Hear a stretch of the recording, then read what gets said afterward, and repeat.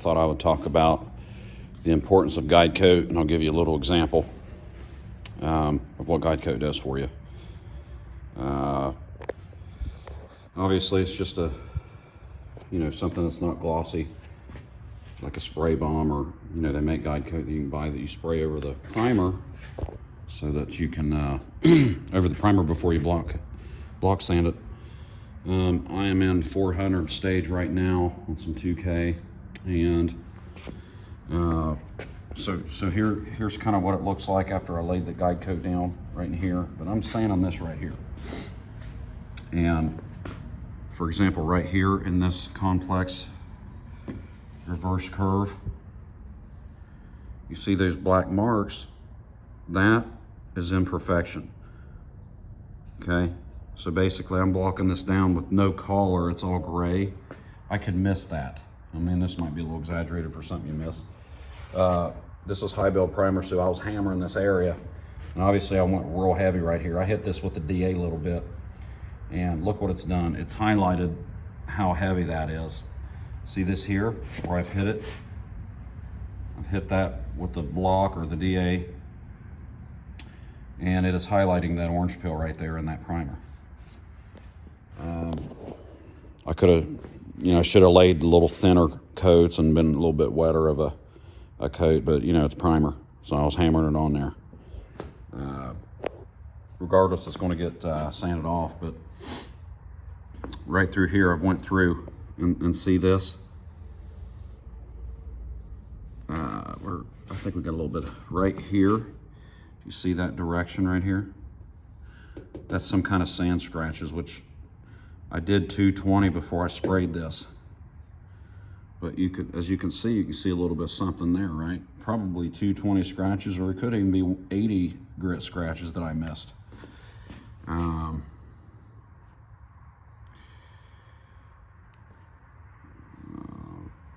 Right in here. I just got this softer block here in this curve here. And remember, 400 is not used for what? Straightening or flat, we're polishing it. It's okay to use a softer block, because we're not digging into it, we're polishing and perfecting the surface. So it's okay, don't freak out. So like right here, we'll just keep going at it a little bit.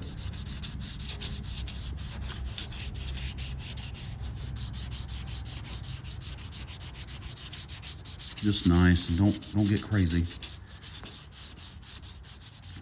Don't get crazy. This is low, and this is why we put the material on, but this is a low area. It was flat before as I blocked this, but when you throw that primer on, you're throwing material on. So this is a dip here. So how are we going to get that going? I want to sand around. You don't have to sand right there. We've got some other areas to hit here, but we're bringing the other areas down to that level. We're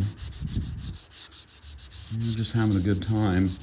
We're not stressed and not in a hurry.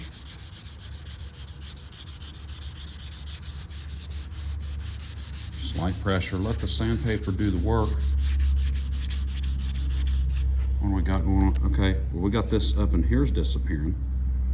And what does this do? It's disappearing. Right, we got a little bit right there. Right, we're just gonna hit her. Hit her again, Bobby. Hit her again.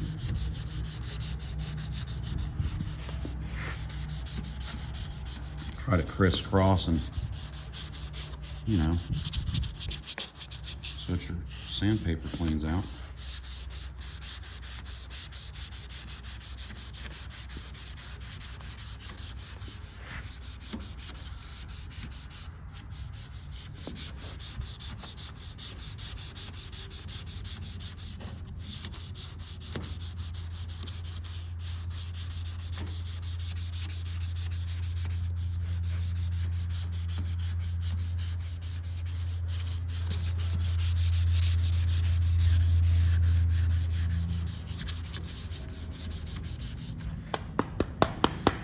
Quick tip, when your sandpaper loads up with this crap, obviously, it's no good. It ain't cutting right. So generally, you see all this mess here, I'll go at her, and then like this, that's what, right? So I'll do that, and then I'll keep a rag. I'll just wipe that dust off and keep going, so we can keep it cutting.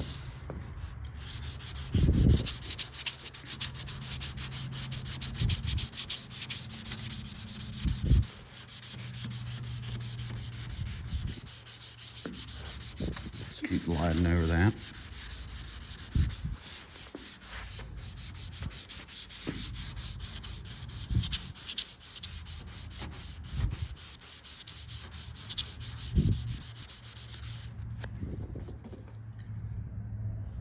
Still there. That thigh's not as lean as it used to be.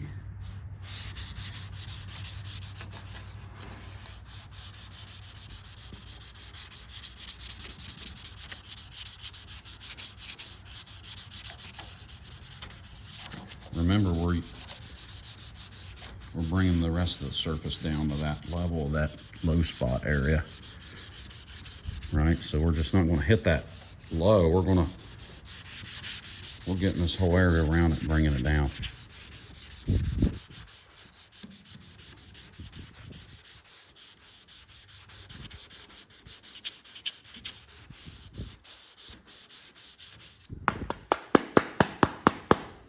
I wonder if we got it. Did we get it? Okay, so that's pretty good. Now we got a little bit here we're going to work on, obviously, right? But that's going. So just a little bit of an example what guide coat does for you. The guide coat does not lie. You can do stuff without guide coat, obviously, but you know, you can see it. You can see the textures and different things, but the guide coat will not lie. There'll be a pinhole or something small that you were not going to see in that paint. Clear coat will highlight that. Let's see, I got a couple pinholes. Let's see if I can find an example. Yeah, maybe not, but if you're in here doing body work, you know what I'm talking about. Another quick example. So working on that line here. Look at that, a little bit of low going on that line, and ooh, look at that.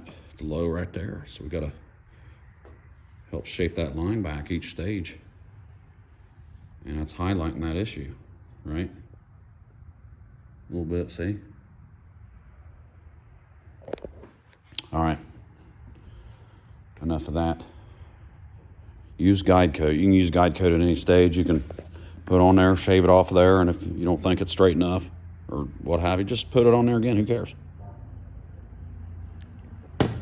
It's optional. You can sand as much as you want. And obviously when you run out of material, you got to put her back on, so spray more material on there. Is that making sense? Got any questions, comment. If you like it, give me a thumbs up, bruh. If you don't, I don't care. But we're getting her flattened off here. You can use the DA, and I can talk about that later, but on the flat part, but I always stay away from the edges, and I hand block those edges and curves. Like as a reverse curve, I want to hand block that. So just use common sense. It's not rocket science. All you're doing is leveling the panel. Later.